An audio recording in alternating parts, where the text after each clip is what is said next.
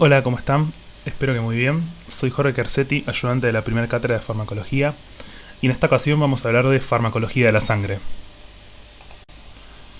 Vamos a dividir la clase en tres partes y para que sea más didáctico vamos a comenzar con antiagregantes, vamos a continuar con anticoagulantes y por último vamos a finalizar la clase con fibrinolíticos.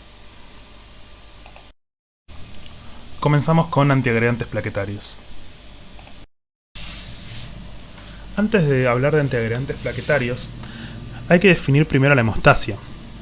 Recuerden que la hemostasia es el conjunto de mecanismos fisiológicos que se van a poner en marcha con el fin de impedir o evitar la pérdida de sangre ante un traumatismo vascular. Cuando la integridad del vaso se ve comprometida, lo que se va a producir de manera inmediata es un fenómeno de vasoconstricción y al mismo tiempo las plaquetas se van a interaccionar con el subendotelio dando lugar a la formación del tapón hemostático, que es la hemostasia primaria, y se va a poner en marcha la cascada de coagulación, que es la hemostasia secundaria. Todo esto va a culminar con la formación de fibrina y la organización del coágulo con el fin de detener la hemorragia.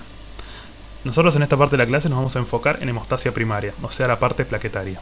Entonces, las plaquetas se van a adherir primero a las macromoléculas de las regiones subendoteliales del vaso lesionado, donde se van a activar. Cuando se activan, liberan sustancias que activan plaquetas cercanas y las reclutan al sitio de la lesión.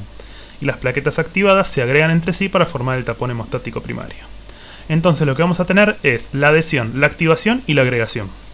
Vamos primero con la adhesión, que como vemos en el gráfico, tenemos que, luego de que ocurre la lesión endotelial, se expone la matriz subendotelial, y las plaquetas se adhieren a la misma a través de la glicoproteína 6 de su membrana, que se une al colágeno, y a través de la glicoproteína 1b59, que forma un complejo con el factor de von Willebrand. ¿Sí? Luego se activan, ya sea por la unión del colágeno subendotelial expuesto o por la acción de la misma trombina, que es el factor 2A, a la plaqueta, y se produce la activación, que consiste en cambios conformacionales liberando el contenido de los gránulos plaquetarios, que son ADP, tromboxano A2 y calcio, que lo que va a hacer es reforzar la señal de activación. Y la expresión de moléculas de adhesión como la integrina 2B3A, muy importante para lo que viene en la clase.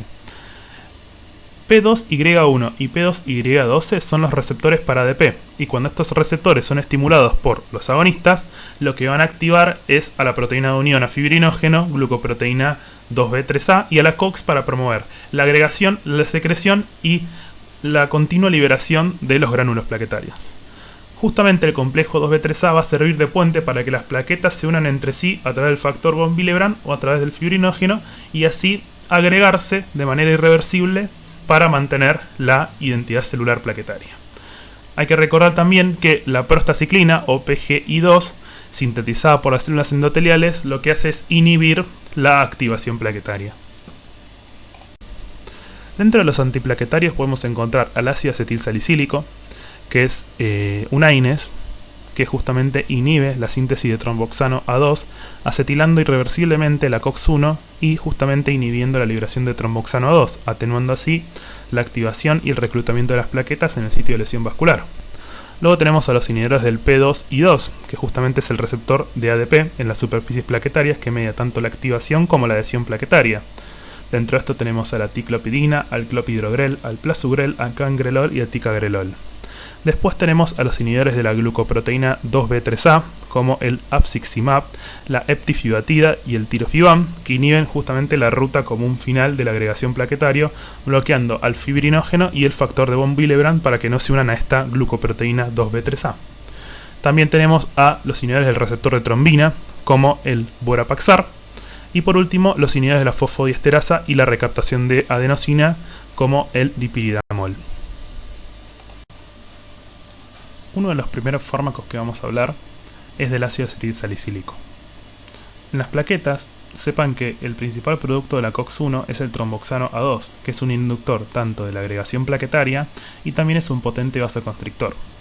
Entonces, el ácido acetilsalicílico lo que va a hacer es bloquear la producción de tromboxano A2 al acetilar la COX-1 plaquetaria, y debido a que las plaquetas no sintetizan nuevas proteínas porque no poseen núcleo, la acción del ácido acetilsalicílico sobre la COX-1 es permanente e irreversible y dura toda la vida media de la plaqueta, que son de 7 a 10 días. Entonces, para sintetizar nueva COX se tiene que en realidad sintetizar una nueva plaqueta. Justamente la inactivación completa de la COX-1 se logra con una dosis diaria de aproximadamente entre 70 y 325 miligramos. que la dosis en sí más utilizada en Argentina y en sí la dosis estándar es de 100 miligramos. Por lo que estamos viendo, el ácido acetilsalicílico entonces es muy eficaz como un agente antitrombótico en dosis mucho más bajas de las requeridas para otras acciones de la droga, como antiinflamación o funcionar como antipirético. Es importante que sepan que las dosis más altas de ácido acetilsalicílico no mejoran la eficacia, porque esa inhibición irreversible de la COX-1 y 2 lleva a la inhibición de la síntesis de tromboxano A2, que es agregante plaquetario vasoconstrictor, y en menor medida prostaciclina, PGI-2, que inhibe la agregación y da vasodilatación. Entonces, en dosis altas, lo que ocurre es que la síntesis de ambos se ven inhibida de igual manera, y los efectos opuestos se contrarrestan, por lo que la aspirina en sí solo tiene acción antiagregante cuando se administra a dosis bajas. Lo único que generas con dosis más altas es aumentar la toxicidad, especialmente el sangrado. Para recordar la farmacocinética del ácido acetilsalicílico de fármaco 1, tengan en cuenta que este fármaco se administra principalmente por vía oral, donde tiene una absorción muy rápida y casi completa. Hay formulaciones endovenosas con muy poco uso y también tenemos formulaciones tópicas, pero no justamente como su uso de antiagregante plaquetario. Tengan en cuenta que la concentración plasmática máxima de ácido acetilsalicílico se alcanza a la hora luego de ser administrada y la velocidad de absorción está determinada principalmente por el pH gástrico y por el tiempo de vacío gástrico. En cuanto a la distribución, tengan en cuenta que tiene una unión a proteínas plasmáticas muy altas como todos los AINES, más del 90%, tiene una amplia distribución tisular, atraviesa barrera hematoencefálica, atraviesa barrera placentaria y alrededor del 80 al 90% del ácido acetilsalicílico en plasma está unido a la albúmina. Tengan en cuenta, como les dije, son drogas de clase 2, ¿sí? Y compiten con un montón de fármacos con el sitio de unión a proteínas plasmáticas, como por ejemplo la tiroxina, penicilina, fenitoína, bilirrubina y otros AINES justamente. En cuanto al metabolismo, tengan en cuenta que tiene un amplio primer paso hepático, ¿sí? Donde se convierte en ácido salicílico, o sea, de ácido acetilsalicílico pasa a ácido salicílico en el hígado y luego es metabolizado a ácido acético y salicilato por esterasas en tejidos y en sangre. Tengan en cuenta que su excreción es renal por el sistema de transportador de ácidos orgánicos, ¿sí? Y su vida media es de 2 a 3 horas. En cuanto a los efectos adversos del ácido acetilsalicílico, es importante que tengan en cuenta que a dosis antiagregantes, que son las dosis que vamos a utilizar, es raro que se vean los efectos adversos que vamos a nombrar ahora, ¿sí? Principalmente porque estos suelen verse o a dosis altas o a intoxicaciones graves, ¿sí? A ingestas accidentales o también a ingestas a propósito, ¿sí? Por lo tanto, estaría bueno que los tengan en cuenta. A nivel hematológico pueden generar discrasias sanguíneas, ¿sí? A nivel gastrointestinal, como todos los AINES, pueden generar úlceras y hemorragias gastrointestinales. Se ha visto casos de hepatitis, de insuficiencia renal y de nefritis intersticial aguda con dosis muy altas. En chicos cursando una infección viral pueden generar el síndrome de Reye, que recuerden que es una encefalopatía aguda secundaria a una insuficiencia hepática y una disfunción mitocondrial. En cuanto a la ototoxicidad que tienen, es por el aumento de la presión endolinfa y pueden generar también reacciones de hipersensibilidad. En cuanto al sistema nervioso central, en altas dosis se ha visto que puede generar convulsiones y también en altas dosis pueden generar hiperventilación, tanto directa como indirectamente, que va a generar un cuadro de alcalosis. Si esa alcalosis se perpetúa en el tiempo, puede llevar a una parálisis respiratoria central y una depresión vasomotora, generando una acidosis grave que puede comprometer la vida. A modo de que ya tengan una de las premisas de este primer parcial, ¿sí? Y además para que les quede para toda su vida, dentro de los fármacos que disminuyen la mortalidad post-IAM, ¿sí? Post-infarto o de miocardio, dentro de los primeros tenemos al ácido acetilsalicílico, que lo acabamos de ver, y al clopidogrel, que es un fármaco que vamos a ver ahora en unas diapositivas. Más obviamente los beta bloqueantes, que los vimos en fármaco 1, pero en este primer parcial lo vamos a ver más en detalle, y las estatinas. Entonces, de esto justamente quería ponérselos para que vean la importancia de estos fármacos, ¿sí? Para que vean que son muy utilizados en la esfera cardiovascular y es de suma importancia conocerlos bien. El dipyridamol interfiere en la función plaquetaria al aumentar las concentraciones de AMP cíclico intracelular. ¿Y cómo hace esto? Básicamente inhibiendo la fosfodiesterasa y bloqueando la absorción de adenosina. Por lo tanto, va a aumentar la concentración de AMP cíclico intracelular y va a funcionar como antiagregante plaquetario. Tengan en cuenta que puede ser combinado con ácido acetil salicílico para la prevención secundaria de ACV y que viene justamente en tabletas en asociación fija con ácido acetil salicílico, y también se puede combinar con anticoagulantes como el ácido cumarol, que lo vamos a ver en un ratito, para inhibir la embolización de válvulas cardíacas protésicas. Ahora vamos a hablar de los antagonistas del receptor P2Y12, que justamente bloquean la acción del ADP al bloquear este receptor, que está acoplado a un receptor G inhibitorio, aumentando así las concentraciones de AMP cíclico dentro de las plaquetas, funcionando como antiagregante. Dentro de este grupo tenemos al clopidogrel, al plasugrel, al ticagrelor y al cangrelor. A modo didáctico y para que les sirva en el estudio, les dejé un cuadrito con los antagonistas del receptor P2Y12 y con sus características más importantes. Tengan en cuenta que la gran mayoría se administra por vía oral, menos el cangrelor, que se administra por vía endovenosa. El ticagrelor y el cangrelor son fármacos activos y no requieren activación metabólica para poder ejercer su efecto. En cuanto a su tipo de inhibición, tengan en cuenta que estos dos fármacos son inhibiciones de manera reversible, mientras que el plasugrel y el clopidogrel son irreversibles y además son profármacos. Hay que prestar principalmente atención al clopidogrel porque su activación es mediante el CYP1219. En cuanto a los efectos adversos, la hemorragia es el efecto adverso más común de todo este grupo. Algunas cosas especiales a tener en cuenta: el ticagrelor puede generar cuadros de disnea, ¿sí?, y hemorragia intracraneal, pero tengan en cuenta que son en muy bajo porcentaje. Y es importante tener en cuenta el paciente que está con prasugrel o clopidogrel porque puede generar una púrpura trombocitopénica trombótica, que es un cuadro de gravedad y hay que diagnosticarlo y tratarlo a tiempo. En cuanto a sus usos, están aprobados para la prevención del infarto agudo de miocardio y del ACV, y tengan en cuenta las interacciones de cada uno de estos fármacos. En cuanto al clopidogrel, tengan en cuenta que puede, y en realidad hay que tenerla en cuenta esta interacción, interactuar con los inhibidores del CYP1219, básicamente porque no va a tener su activación metabólica. Y justamente uno de los inhibidores más importantes del CYP1219 son los inhibidores de la bomba de protones, tan utilizados. En cuanto al prasugrel, tenemos que hay interacciones con los AINES y los anticoagulantes. En cuanto al ticagrelor, como justamente se metaboliza por el CYP3A4, tanto inductores como inhibidores enzimáticos van a interactuar a este nivel, y el cangrelor va a interactuar con otras tienopiridinas.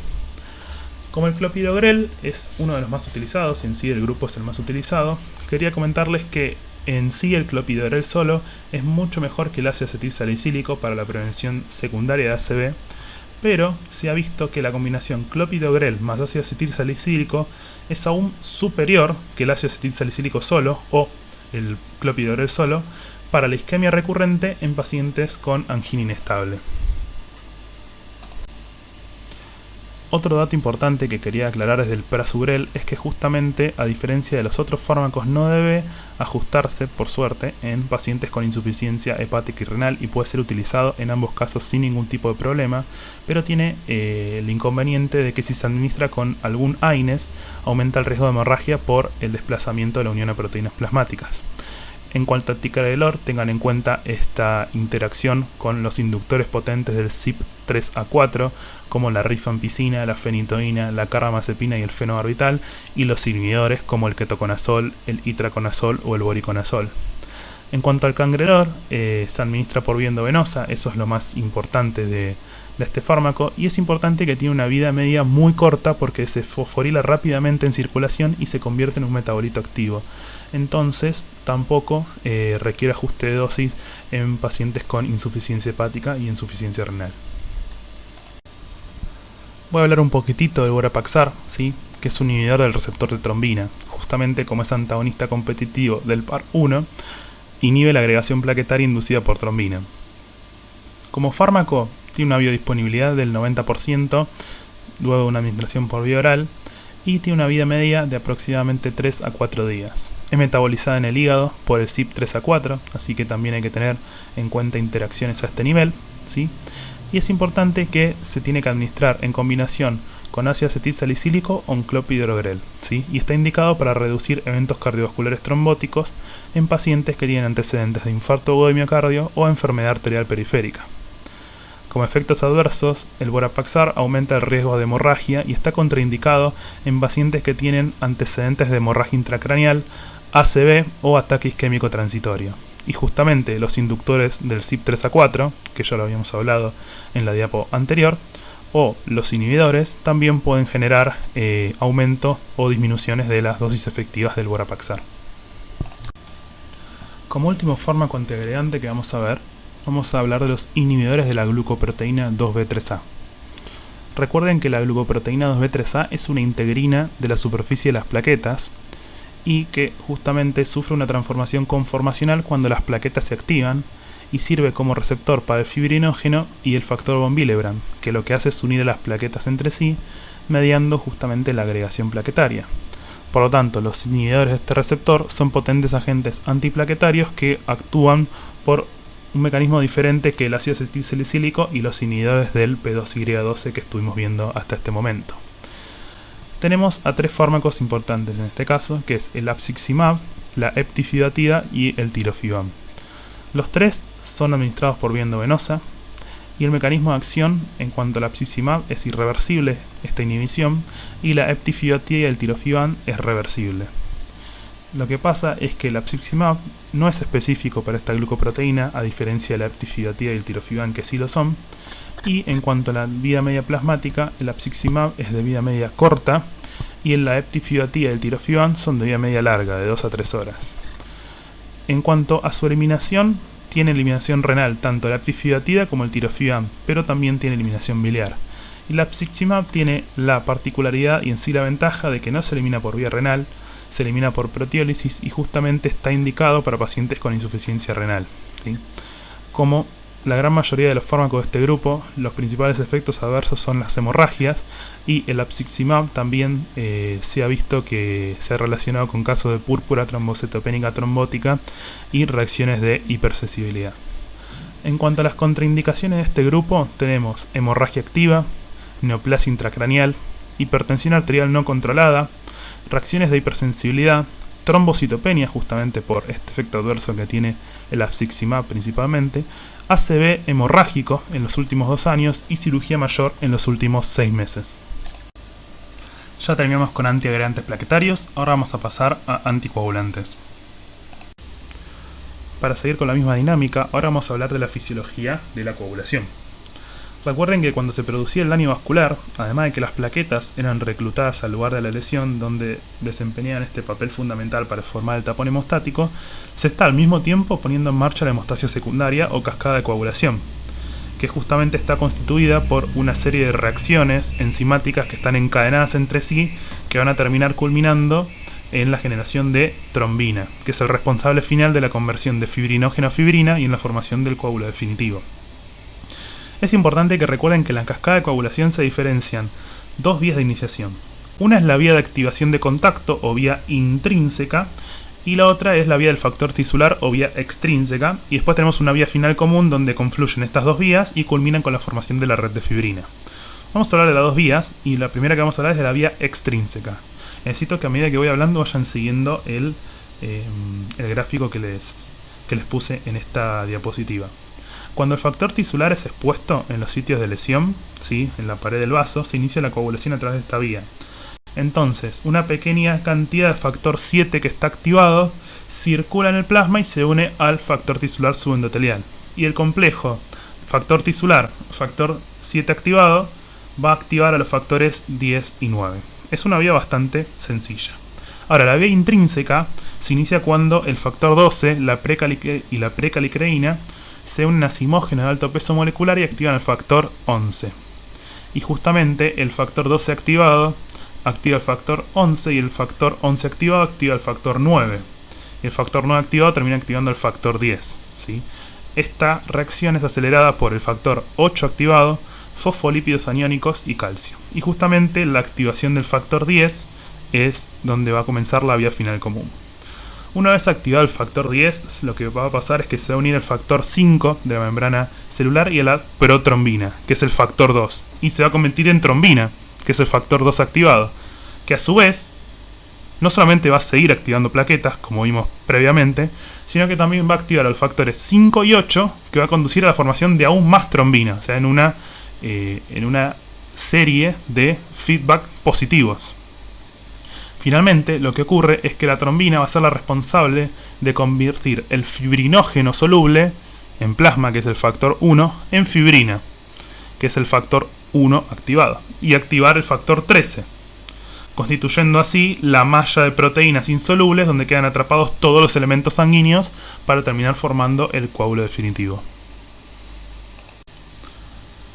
En cuanto a la clasificación de los anticoagulantes, vamos a tener los que son por vía parenteral y los que se pueden administrar por vía oral. En cuanto a los parenterales, podemos clasificarlos también en indirectos y en directos. En cuanto a los indirectos, vamos a tener a la heparina no fraccionada, a la heparina de bajo peso molecular o fraccionada y al fondaparinux. En cuanto a los directos, vamos a tener a la vivalirudina, a la lepirudina y a la algatrobam. En cuanto a los orales, vamos a tener a los antagonistas de la vitamina K, donde vamos a como principales exponentes del grupo a la warfarina y el acenocumarol, que en este caso solamente el acenocumarol, que está disponible en Argentina, y los nuevos anticoagulantes orales, que es el dabigatran, el rivaroxaban y el apixaban. Vamos a comenzar entonces hablando de los derivados de la heparina, donde el mecanismo de acción es unirse a la antitrombina y acelerar la velocidad que inhibe ciertas proteasas de la coagulación. Justamente como lo que hace es acelerar y generar un cambio conformacional en la antitrombina y aumentar la capacidad inhibitoria, van a ser anticoagulantes indirectos. Y principalmente lo hace sobre los factores 2A y 10A, o sea, la trombina y el factor 10A. Pero es importante esto, que solo las moléculas de heparina compuestas por 18 o más unidades de sacáridos tienen la longitud suficiente para unir la antitrombina a la trombina. Entonces, por definición, la heparina no fraccionada o de alto peso, ¿sí?, va a poder inhibir al factor 10A y a la trombina de manera similar. Entonces, esta relación antifactor 10A, antifactor 2A va a ser 1-1. Pero la heparina de bajo peso molecular, que dentro de ellas está la enoxaparina, que es la más utilizada, o el fondaparinux, que tienen un menor peso molecular, no van a poder unirse al factor 2 activado. Por lo tanto, su actividad va a ser predominantemente sobre el factor 10 activado. Vamos a comparar entonces la heparina de alto peso y la heparina de bajo peso. La heparina de alto peso, por su tamaño, puede inhibir a la trombina y al factor 10A. También obviamente influye sobre el factor 9, el factor 11 y el factor 12. En cambio, la heparina de bajo peso, que sus exponentes son la bemiparina, la dalteparina y la enoxaparina, y en la práctica clínica la enoxaparina es la más utilizada, inhiben solo al factor 10. En cuanto a su vía de administración, tengan en cuenta que la heparina de alto peso tiene dos posibles, la endovenosa y la subcutánea profunda. Ten en cuenta que la vía endovenosa es una infusión continua, más o menos cada 4 a 6 horas, y la inyección subcutánea tiene que ser profunda y cada 8 a 12 horas. Ahora, hay algunas implicancias. Primero, que cuando nosotros la administramos por vía endovenosa tiene un inicio de acción inmediato, pero cuando nosotros la administramos por vía subcutánea, hay una variación bastante considerable en cuanto a su biodisponibilidad y también a su inicio de acción, que se retrasa entre 1 a 2 horas y hasta en algunos casos hasta 3 horas. En cambio, la heparina de bajo peso tiene una absorción mucho más uniforme después de la inyección subcutánea y es la vía de elección para administrar la heparina de bajo peso. En cuanto a su farmacocinética, tengan en cuenta que la heparina de alto peso tiene una cinética de eliminación, si recuerdan de fármaco 1, dosis dependiente, donde tengan en cuenta todas las implicancias clínicas que puede llegar a tener esta cinética de eliminación, y hay que ajustar la dosis en insuficiencia hepática y en insuficiencia renal.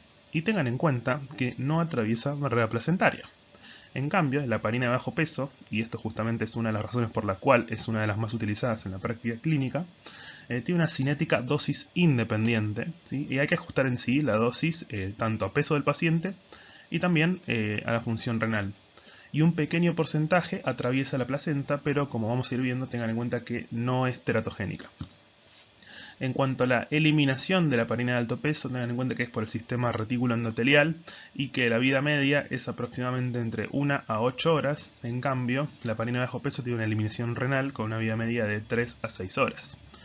Tengan en cuenta que cuando hablamos del uso del embarazo, la heparina de alto peso no se usa, pero no es porque sea teratogénico, sino porque justamente la farmacocinética es muy desfavorable. Es un fármaco poco seguro, con muchos efectos adversos y además tiene que tener controles periódicos, ¿sí? En cambio, la heparina de bajo peso se puede usar tranquilamente en el embarazo y justamente es de elección para usar en el embarazo, más que nada en pacientes por ahí con trombofilia, porque tiene una cinética predecible, tiene menos efectos adversos y también tiene muchísimos menos controles. En cuanto al antídoto, tengan en cuenta que tenemos al sulfato de protamina, que se da por vía endovenosa, que funciona muy bien para la heparina de alto peso, pero para la heparina de bajo peso antagoniza parcialmente sus efectos adversos y hasta a veces no hay necesidad de utilizarla. En cuanto a los usos, la heparina de alto peso se utiliza para IAM, para TEP o para TDP, y la heparina de bajo peso, sus principales usos son para cirugías ortopédicas, para TDP y para síndromes coronarios agudos. En cuanto al control que les había adelantado, tengan en cuenta que la heparina de alto peso sí es obligatorio y mandatorio básicamente hacer el control con el KPTT periódicamente, y la heparina de bajo peso no es necesario realizar controles. Se podría dosar el anti-10A, pero no se utiliza en la práctica clínica. Dentro de este grupo cabe destacar que la hemorragia es el principal efecto adverso tanto de la heparina de alto peso como la de bajo peso, y que el sangrado ocurre en el 1 al 5% de los pacientes que están tratados con heparina y principalmente si es por vía endovenosa. Hay que tener en cuenta que usualmente hay una causa subyacente, ¿sí?, de esta hemorragia, como alguna cirugía reciente, un traumatismo, alguna úlcera peptídica, alguna disfunción plaquetaria, más que nada cuando se están administrando también concomitantemente ácido acetilsalicílico o algún otro antiplaquetario.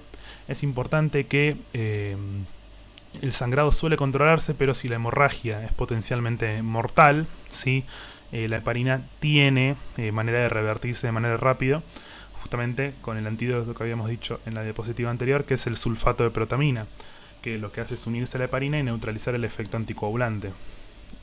Tengan en cuenta que hay una medida que estaría bueno que la tengan para su vida, que es que 1 miligramo de protamina lo que hace es neutralizar 100 unidades de heparina.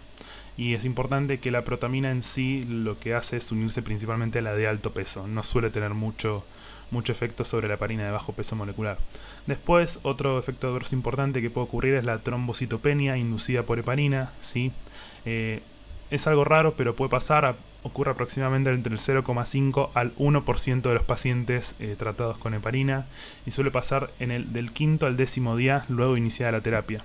Y justamente es importante porque es una púrpura trombocitopénica trombótica, ¿sí? Estas complicaciones trombóticas pueden ser potencialmente mortales y pueden conducir a la amputación de una extremidad. Por lo tanto, también es importante dar el antídoto y suspender rápidamente la infusión de heparina.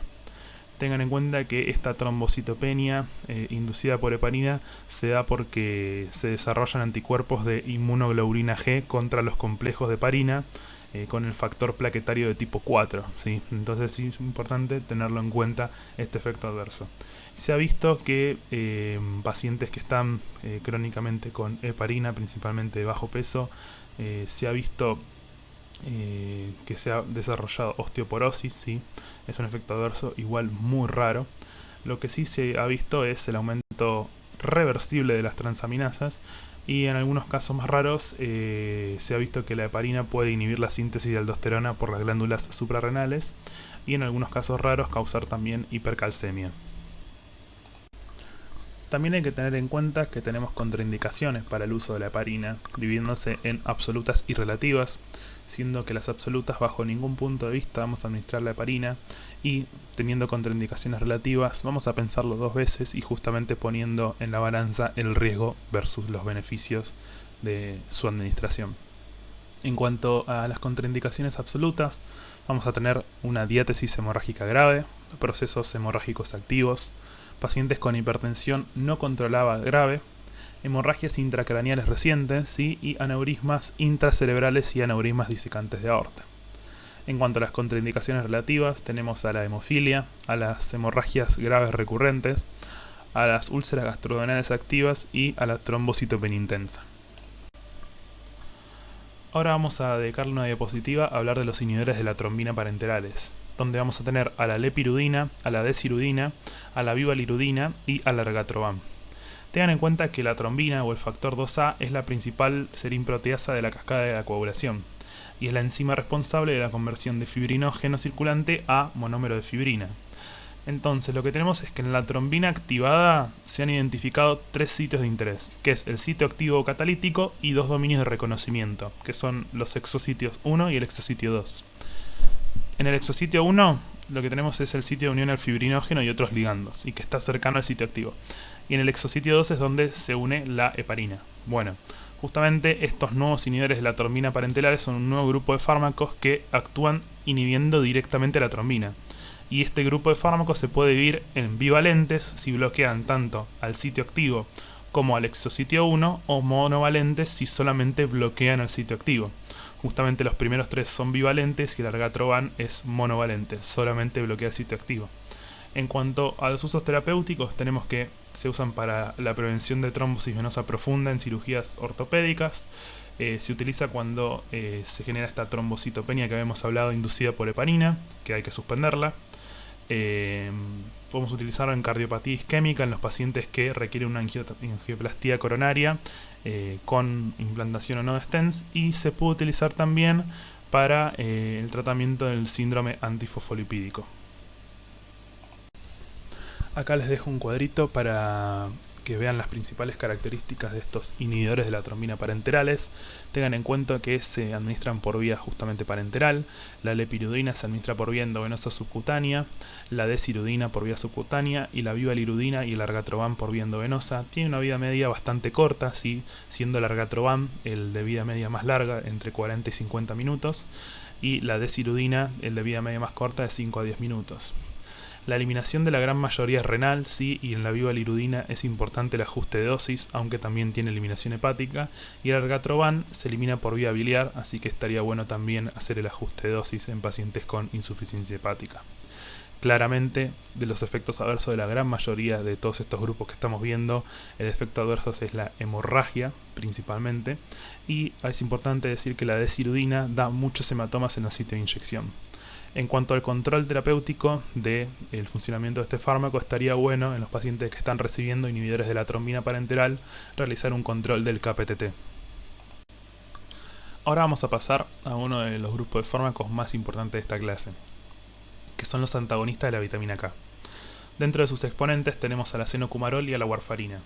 Vamos a hablar claramente del acenocumarol, dado que es el fármaco que tenemos disponible en Argentina, aunque las farmacocinéticas son bastante parecidas y tienen la misma farmacodinámica. Lo que hacen estos dos antagonistas de la vitamina K es básicamente bloquear la enzima vitamina K epóxido reductasa, lo que va a generar una disminución de la cantidad de vitamina K reducida para poder actuar sobre la glutamil carboxilasa, enzima que es necesaria para poder producir los factores de la coagulación vitamina K dependientes, que son el 10, el 9, el 7 y el 2, y la proteína C y la proteína S. Es importante que tengan en cuenta que como no impacta en los factores previamente sintetizados, hay una latencia de efecto de aproximadamente 3, 4 y 5 días, donde si quiero lograr un efecto anticoagulante rápido, tengo que administrar los primeros días heparina de bajo peso o fondaparinux para evitar la trombosis. Además tengan en cuenta que la proteína C y la proteína S tienen una vida media de 8 y 12 horas respectivamente, y la vida media de los factores de la coagulación es del factor 10 de 6 horas, del factor 9 de 24 horas, del factor 7 de 36 horas y el factor 2 de 56 horas. Por eso justamente tienen esta latencia de acción. Y están indicados principalmente para tratar trombosis venosa profunda y embolia pulmonar, y además en pacientes con fibrilación auricular se utilizan para disminuir el riesgo de embolización. Y también pueden utilizarse para pacientes que tienen prótesis valvulares cardíacas no biológicas. La farmacocinética del acenocumarol es bastante sencilla, pero muy importante de conocerla. Se administra por vía oral principalmente. Existen formulaciones endovenosas, pero no se utilizan mucho en la práctica. Tengan en cuenta que los alimentos retrasan, ¿sí?, la tasa de absorción del acenocumarol, que tiene una biodisponibilidad muy alta, y las concentraciones plasmáticas se alcanzan entre las 5 y las 6 horas luego de administrarlo por vía oral. Es una droga de clase 1, recuerden que las drogas de clase 1 tienen alta unión a proteínas plasmáticas, se encuentran en baja concentración plasmática y tienen una estrecha ventana terapéutica. Por lo tanto es muy importante su interacción con drogas de clase 2 como AINES o glucocorticoides, que lo que van a hacer es desplazar de la unión de proteínas plasmáticas a las drogas de clase 1, en este caso el acenocumarol, y va a aumentar su concentración plasmática, más que nada su concentración libre, y justamente al aumentar su concentración libre, que es la forma activa, ¿sí? La forma que tiene la capacidad de ejercer su efecto, también van a aumentar los efectos adversos. También es importante que sepan que atraviesa placenta. Otro dato importante es que se metaboliza en hígado y principalmente por el CYP12-9, por lo tanto inhibidores del CYP12-9 como la amiodarona, los antifúngicos, la simetina van a aumentar su vida media y así también sus efectos adversos. Los metabolitos inactivos del acenocumarol se excretan por orina y por vía biliar y tiene una vida media entre 10 a 24 horas. En cuanto a los efectos adversos del acenocumarol, tengan en cuenta que la hemorragia es el efecto adverso más común y además más importante de este grupo de fármacos. Y tengan en cuenta que el riesgo que surja esta hemorragia aumenta con la intensidad y la duración de la terapia anticoagulante. Además de algunos otros fármacos que también interfieren en la hemostasia, o mismo con la presencia concomitante de otros fármacos que generen competición a nivel de la distribución y que también alteren el metabolismo del acenocumarol. Tengan en cuenta que para estos pacientes se controla el RIN. ¿Qué es el RIN? Bueno, el RIN es el índice internacional normalizado. Es justamente una división entre el tiempo de protrombina de una persona que está tratada con anticoagulantes orales versus el tiempo de una persona no tratada. Y justamente el RIN normal de una persona no tratada es de 1. Ahora, las personas que están consumiendo anticoagulantes orales se busca que el RIN esté más o menos entre 2 y 3. ¿Sí? Donde se logra una inhibición aceptable de la coagulación y el riesgo de hemorragias es bajo. Ahora, en personas con valvulopatías prostésicas se puede tener un RIN entre 2,5 y 3,5. Ahora, RINs mayores a 3, 4 obligan, o en sí se recomienda, bajar la dosis o directamente suspenderla. Cuando se empieza la terapéutica con acenocumarol, lo que se hace es controlar el RIN una vez por semana el primer mes y luego una vez por mes. Es importante que tengan en cuenta que en ocasiones, especialmente cuando el RIN es superior a 5 o a veces superior a 8, se requiere la administración de vitamina K, que es la fitomenadiona, y a veces, si hay una hemorragia importante, plasma fresco congelado. Entonces es algo a tener en cuenta. Otros efectos adversos, tengan en cuenta que atraviesa placenta y es teratogénico, ¿sí? Totalmente contraindicado en embarazo, ¿sí? Puede producir defectos congénitos y aborto. Justamente para tratar a una paciente embarazada con algún anticoagulante siempre se va a preferir la heparina de bajo peso molecular, como habíamos hablado en las diapos anteriores. También un efecto adverso que puede ocurrir es la necrosis cutánea inducida, así que es una complicación rara que está caracterizada por la presencia de lesiones en la piel 3 a 10 días después de comenzar el tratamiento, ¿sí? Principalmente suele pasar en extremidades y se caracteriza por trombosis extensas de vasos finos que pueden terminar propagándose rápidamente y llegar a la necrosis. Y justamente obliga al debridamiento desfigurante y a veces hasta amputaciones. Después, como efectos adversos súper infrecuentes, tenemos el síndrome del dedo morado del pie, que suele pasar que en alguno de los dedos del pie tenemos zonas azuladas y que a veces son dolorosas, pero que tengan en cuenta que son reversibles y se deben a émbolos de colesterol que son liberados por placas ateromatosas. Y como todavía aún menos frecuentes, podemos tener diarreas, urticaria o alopecia. Ahora vamos a ver un poco de los factores y medicamentos que alteran el RIN. Recuerden que hay un montón de interacciones, como les había adelantado, del acenocumarol que pueden ser causadas o por drogas, o por alimentos, o por factores genéticos que o alteren la absorción o metabolismo de la warfarina, o del acenocumarol en este caso, o de la vitamina K, o mismo que alteren la síntesis, función o eliminación de los factores de coagulación propiamente dichos. Tengan en cuenta que los factores que aumentan el RIN son los antibióticos, por ejemplo. Sepan que las bacterias intestinales sintetizan un montón de vitamina K y son en sí una fuente importante de esta vitamina. Entonces los antibióticos, a eliminar esas bacterias intestinales, vamos a ver una disminución de la síntesis de vitamina K. También pacientes que tengan función hepática alterada, no solamente porque es el sitio donde se metaboliza el adenocumarol, sino también porque justamente el hígado es una fuente, es donde se sintetizan los factores de coagulación. Lo mismo con insuficiencia cardíaca congestiva o estados hipermetabólicos. También recuerden que los AINES y los corticoides son drogas de clase 2 que van a terminar desplazando de la unión a proteínas plasmáticas a el adenocumarol, y justamente al desplazarlo de una unión de proteínas plasmáticas va a aumentar su fracción libre, y al aumentar su fracción libre va a aumentar su fracción que es bioactiva, que va a generar tanto los efectos terapéuticos como los efectos adversos. Y también los inhibidores del CYP, dado que se metaboliza por el CYP12-9, la amiodarona, los antifúngicos, la cimetidina, lo que van a hacer es van a disminuir el metabolismo del adenocumarol y por lo tanto aumentar sus concentraciones plasmáticas. En cuanto a los factores que disminuyen el RIN, tenemos pacientes que consumen suplementos que contengan vitamina K o mismo una dieta rica en vitamina K, pacientes que estén consumiendo algún fármaco que disminuya la absorción, ¿sí? Como por ejemplo la colestiramina, ¿sí? O mismo pacientes que estén consumiendo concomitantemente inductores de los CYP, dado que van a terminar disminuyendo las concentraciones plasmáticas de adenocumarol.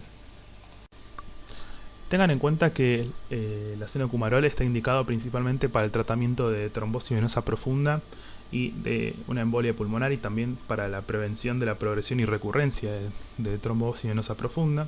También está indicado para pacientes con FA y con riesgo de embolización, y además en pacientes que son portadores de válvulas cardíacas no biológicas.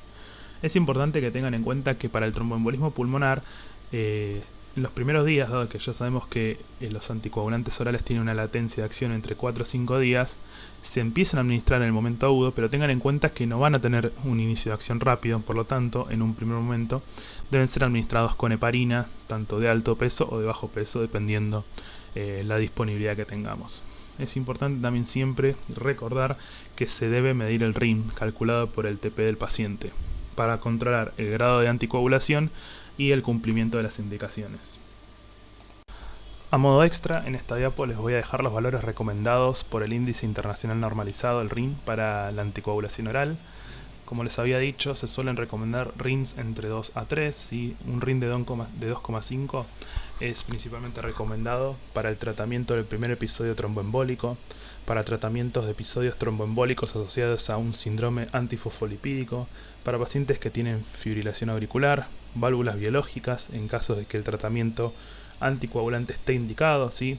Pacientes que tengan enfermedad vascular periférica con embolia arterial aguda que requiera embolectomía, pacientes con miocardiopatía dilatada, ¿sí? Que suelen también tener concomitantemente una fibrilación auricular, y pacientes con trombos murales después de un infarto agudo de miocardio. Y como les había adelantado, tengan en cuenta que a veces son requeridos RINs un poquitito más altos, y para tratamiento de episodios tromboembólicos recidivantes en pacientes que ya tienen un RIN más de 2, se puede recomendar un RIN de 3,5. Y ahora vamos a hablar de los nuevos anticoagulantes orales, ya para terminar con la parte de anticoagulación, donde tenemos al dabigatran, al rivaroxaban, al apixaban y al edoxaban. El dabigatran es un inhibidor competitivo irreversible que bloquea el sitio activo de la trombina libre y coagulada, y justamente esto va a bloquear la conversión de fibrinógeno a fibrina mediado por trombina. Además, también va a inhibir la activación por retroalimentación de la coagulación y activación plaquetaria mediada por trombina, que habíamos hablado en las diapositivas anteriores. Y tenemos al rivaroxaban, al apixaban y al edoxaban, que lo que van a hacer es inhibir al factor 10 activado, lo que va a tener como resultado una reducción de la generación de trombina. Un datito de color para que les ayude al estudio: dabigatran empieza con D de 2, así que se pueden acordar 2 de factor 2 activado, o trombina, y rivaroxaban, apixaban y edoxaban tienen en sus sílabas a la X y a la A, o sea, en números romanos 10, entonces sabemos que son inhibidores del factor 10 activado. Como ven, me gusta hacer cuadros comparativos, por lo tanto acá les dejo otro. Tengan en cuenta que vamos a tener que el mecanismo de acción del rivaroxaban, el apixaban y el edoxaban es el mismo: inhibir el factor 10A, y del dabigatran, inhibir la trombina de manera reversible y competitiva. Como son nuevos anticoagulantes orales, claramente se administran los 4 por vía oral y con una vida media bastante similar, entre 8 a 15 horas varían los 4.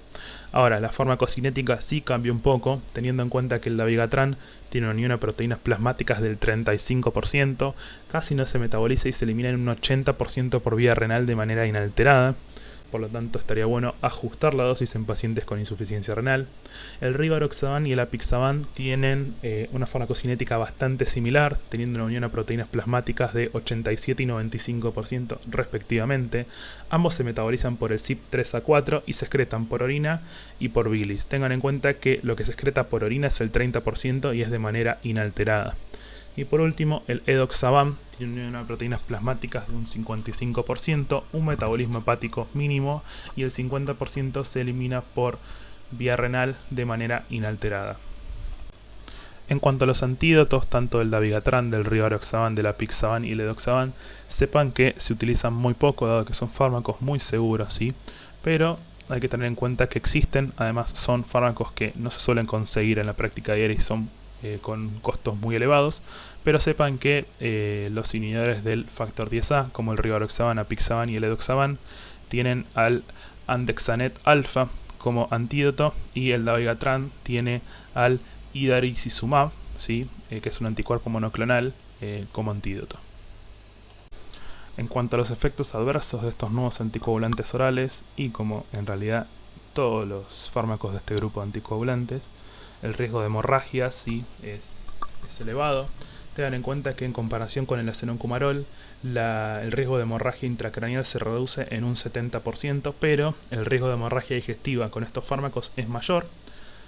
Hay algunas contraindicaciones para su uso, un poco las hablamos principalmente por su farmacocinética, que es la insuficiencia renal, y además está contraindicado en pacientes con válvulas cardíacas mecánicas. En cuanto a indicaciones, tenemos que tiene sus indicaciones para usar para trombosis venosa profunda y tromboembolismo pulmonar. En agudo, sí, se usan junto con la heparina, menos el apixaban y el rivaroxaban, que no es necesario. También tiene como indicación prevención de accidente cerebrovascular en pacientes con fibrilación auricular y es importante que no requiere control rutinario ni del RIN ni del KPTT, pero estaría bueno controlar la función renal por lo menos una vez al año. Como última sección de la clase vamos a hablar de fármacos fibrinolíticos. Los 3 fármacos que tenemos disponibles como fibrinolíticos son la streptokinasa, la uroquinasa y el TPA. Tengan en cuenta que el principal componente del sistema fibrinolítico es la plasmina, que deriva del plasminógeno por la acción del TPA y del activador del plasminógeno de tipo urosinasa, UPA. Estos activadores endógenos están a su vez modulados por antiactivadores, como los inhibidores del activador del plasminógeno, que son el PAI-1 y el PAI-2. Y justamente el sistema fibrinolítico lo que hace es disolver la fibrina intravascular a través de la acción de la plasmina. Entonces, para iniciar la fibrinolisis, los activadores del plasminógeno van a convertir justamente el plasminógeno en plasmina. Y nosotros tenemos 2 activadores del plasminógeno que son el TPA y el UPA, o conocido como uroquinasa. Aunque ambos activadores son sintetizados por las células endoteliales, el TPA predomina en la mayoría de las condiciones y en sí conduce a la fibrinolisis intravascular, mientras que el UPA principalmente en respuesta a estímulos inflamatorios y promueve la fibrinolisis extravascular. Entonces, cuando los trombos ocluyen las principales arterias o venas, se suele administrar dosis terapéuticas, a veces dosis supraterapéuticas de activadores del plasminógeno para degradar la fibrina con rapidez y restablecer el flujo sanguíneo. Y ahora vamos a hablar del activador del plasminógeno tisular o TPA. Recuerden que en condiciones fisiológicas la fibrinolisis se inicia concomitantemente con la cascada de coagulación y esto da como resultado la formación de plasmina que va a terminar catalizando la degradación de fibrina y la disolución del coágulo. Entonces los agentes fibrinolíticos van a ser utilizados clínicamente para restablecer el flujo sanguíneo en un vaso, o sea arteria o vena, que está ocluido por un trombo, ya que poseen la capacidad de lisar rápidamente un coágulo, ¿sí?, de manera directa o indirecta, mediante el plasminógeno. Ahora, hablando del TPA. El TPA se une a la fibrina y activa el plasminógeno, que está ligado al coágulo en el sitio de acción. pero lo que tiene es que requiere la presencia de fibrina sí o sí, por lo que en concentraciones fisiológicas en sí no induce la generación sistémica de plasmina. Ahora, cuando se administra en dosis terapéuticas endovenosas, las concentraciones de este aumenta y puede surgir el estado lítico sistémico que justamente se busca para lograr la disolución del coágulo. Hablando del TPA, tiene administración endovenosa con una vida media alrededor de 5 minutos y tiene un metabolismo hepático. Tengan en cuenta que es muy eficaz para el tratamiento de infarto agudo de miocardio con elevación del ST, accidente cerebrovascular isquémico agudo, no hemorrágico sino isquémico, y tengan en cuenta que estas dos patologías siempre que estén en su ventana terapéutica. Y por último también se puede usar para tratar una embolia pulmonar potencialmente mortal. En cuanto a los efectos adversos, ¿sí?, del TPA, claramente no podemos dejar fuera las hemorragias, que son consecuencia de dos factores, tanto de la lisis de fibrina en los tapones hemostáticos que hay en el sitio de daño vascular, como también el estado lítico sistémico como consecuencia de la generación de plasmina a nivel sistémico, que va a terminar ocasionando fibrinolisis y degradación de otros factores de la coagulación, principalmente el factor 5 y el factor 8. También se ha visto que ha generado reacciones de hipersensibilidad, puede generar fiebre, taquicardia, hipertensión arterial y mialgias. Como ya les había adelantado, los usos terapéuticos del TPA principalmente son tratamiento de ácido isquémico siempre que esté en su ventana terapéutica de 4 o 5 horas, un infarto agudo de miocardio con elevación del ST y cuando no se tenga disponibilidad de reperfusión hemodinámica, donde tenés una ventana máxima de 6 horas, cuando tenés un TEP masivo, ¿sí?, un tromboembolismo pulmonar masivo, y cuando se genera una oclusión arterial aguda. Al igual que con la heparina, tenemos contraindicaciones para el uso de fibrinolíticos, que las vamos a dividir también en absolutas y relativas. En cuanto a las contraindicaciones absolutas, tenemos que la hemorragia intracraneal previa, la lesión vascular cerebral estructural conocida, la neoplasia intracraneal maligna conocida, un accidente cerebrovascular isquémico hace menos de 3 meses, una sospecha de una disección aórtica, una hemorragia activa o una diátesis hemorrágica, o mismo traumatismos craneales cerrados o traumatismos faciales importantes hace menos de 3 meses son contraindicaciones absolutas, mientras que las relativas van a ser hipertensión arterial no controlada, un RCP traumático o prolongado o mismo una cirugía mayor en menos de 3 semanas, un sangrado interno reciente, para la streptokinasa, que vamos a hablar igual un poquito en las siguientes 2 diapositivas, exposición previa o reacción alérgica previa a la streptokinasa, embarazo, úlcera péptica activa y el uso actual de warfarina con un RIM mayor a 1,7. Y para terminar la clase vamos a hablar de la streptokinasa y de la uroquinasa, ¿sí? Recuerden que la streptokinasa por sí sola no tiene actividad fibrinolítica, ya que en sí requiere la unión con el plasminógeno para formar el complejo 1,1 en proporción, que es lo que le va a facilitar la conversión del plasminógeno inactivo en plasmina. Por lo tanto, la streptokinasa se va a clasificar como un activador del plasminógeno no fibrino específico. ¿Por qué? Porque no solo activa el plasminógeno unido a la fibrina, sino que también lo hace al plasminógeno plasmático, por lo cual puede originar un estado de hiperplasminemia. Otra complicación que tiene la streptokinasa también es la reacción alérgica debido a su origen bacteriano, es producida por el streptococo beta hemolítico del grupo C. Estas reacciones pueden ser inmediatas y muy variables en su presentación, que puede ser desde un exantema cutáneo hasta el desarrollo de un shock anafiláctico, que pasa entre el 0,1 y el 0,5%, pero es importante tenerlo en cuenta. Y también existen reacciones de hipersensibilidad tipo tardía, ¿sí?, como vasculitis, artritis o nefritis, que se suelen tratar con antihistamínicos y corticoides. Otra complicación que tiene la streptokinasa, ¿sí?, es que puede producir hipotensión, más que nada si se administra rápidamente, ya que induce el aumento de la bradicina. Y para diferenciarlo de la uroquinasa, sepan que, como habíamos adelantado antes, es una enzima humana, así que convierte directamente el plasminógeno en plasmina, es un poco más específica que la streptokinasa y a diferencia de la streptokinasa tiene eliminación renal. También dentro de sus efectos adversos están las hemorragias y las reacciones de hipersensibilidad. Bueno, muchas gracias por haber escuchado la clase, espero que les haya gustado, que les haya sido útil. Y si quedan dudas, no solamente la van a poder resolver con los chicos en los trabajos prácticos, sino que también ahí abajo les dejé mi mail para cualquier consulta que tengan. Muchas gracias y que tengan un buen día.